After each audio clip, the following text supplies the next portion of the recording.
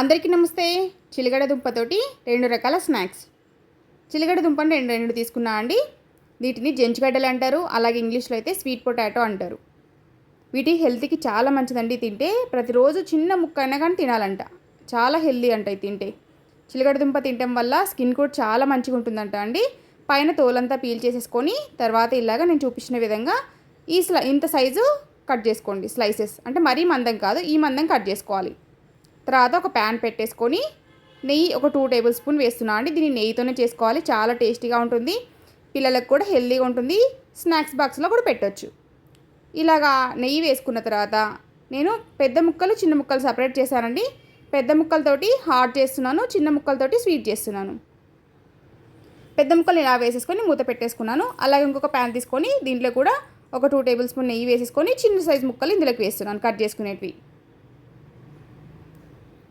ఇలా పెట్టేసుకొని వీటిని కూడా మంచిగా నెయ్యి పట్టేంత వరకు ఇలాగ కలిపేసుకోండి. కలుపుకొని దీన్ని కూడా మూత పెట్టేసుకోండి. 2 మినిట్స్కి ఒకసారి మధ్యలో చూసుకుంటూ ఉండండి, ఎందుకంటే అడుగంటుతాయి. చూడండి, ఇప్పుడు 2 మినిట్స్ తర్వాత చూపిస్తున్నాను. వీటిని కలుపుకోవాలి. సిమ్లోనే పెట్టుకోండి, హై పెట్టకండి, మీడియం కూడా పెట్టొద్దు, సిమ్లోనే మగ్గించుకోవాలి. ఇవి చిలకడ దుంపలు తొందరగా మగ్గిపోతాయి. మన పొటాటోస్ ఎలాగా మగ్గిపోతాయి అలాగనే త్వరగా మగ్గిపోతాయి. చూడండి, ఇటుపక్కవి కూడా కలుపుతున్నాను. 2 మినిట్స్కి ఒకసారి కలుపుకోండి. తర్వాత 5 మినిట్స్ తర్వాత చూపిస్తున్నాను. చూడండి, మంచిగా మగ్గిపోయాయి. ఇప్పుడు దీంట్లోకి నేను మసాలా యాడ్ చేస్తున్నాను. నేను చిల్లీ ఫ్లేక్స్ వేస్తున్నాను అండి. ఒకవేళ మీ దగ్గర చిల్లీ ఫ్లేక్స్ లేకపోతే ఒట్టి కారమైనా వేసుకోవచ్చు. ఒట్టి కారం కంటే ఇలా చిల్లీ ఫ్లేక్స్ వేసుకుంటే టేస్ట్ బాగుంటుందండి. తర్వాత సరిపడంత సాల్ట్, తర్వాత ధనియాల పొడి, కొంచెం కొబ్బరి పొడి 1 స్పూను, తర్వాత పసుపు ఇలాగ వేసేసుకొని కొంచెం గరం మసాలా కొంచెమే వేసుకోండి. మసాలా గరం మసాలా ఎక్కువ వేసుకోకండి. ఇలాగ మొత్తం కలిసేలాగా కలుపుకోవాలి. మీకు మసాలా ఏది నచ్చితే అది వేసుకోండి, ఏదైనా వేసుకోవచ్చు మసాలా. తర్వాత కొంచెం కసూరి మేతి పైనుంచి చల్లుతున్నాను. తర్వాత ఇలాగ మంచిగా మొత్తం అంతా కలిసేలాగా కలిపేసుకొని దీన్ని ఒక 2 మినిట్స్ మనము సిమ్లోనే మగ్గించుకోవాలి. తర్వాత స్వీట్ చూపిస్తున్నా చూడండి, అంటే స్వీట్ చేస్తాను దీంతో. ఇప్పుడు ఇవి కూడా మగ్గిపోయాయి. ఇప్పుడు దీంట్లోకి మనము బెల్లం వేసుకోవాలి.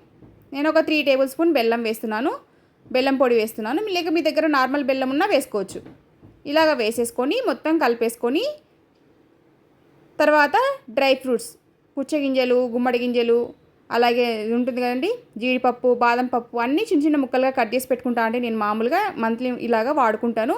మనం అప్పుడప్పుడు కూడా తినొచ్చని నేను ఒక పెద్ద డబ్బా నిండా ఇలాగ అన్ని డ్రై ఫ్రూట్స్ను చిన్న చిన్నగా ముక్కలుగా కట్ చేసేసుకొని కొంచెం బెల్లం వేసి పెట్టుకుంటాను. ఎప్పుడైనా కావాలన్నప్పుడు తినొచ్చు, పిల్లలకు కూడా పెడితే హెల్తీగా ఉంటుంది. ఇలాగ వంటలలో కూడా వాడుకోవచ్చు.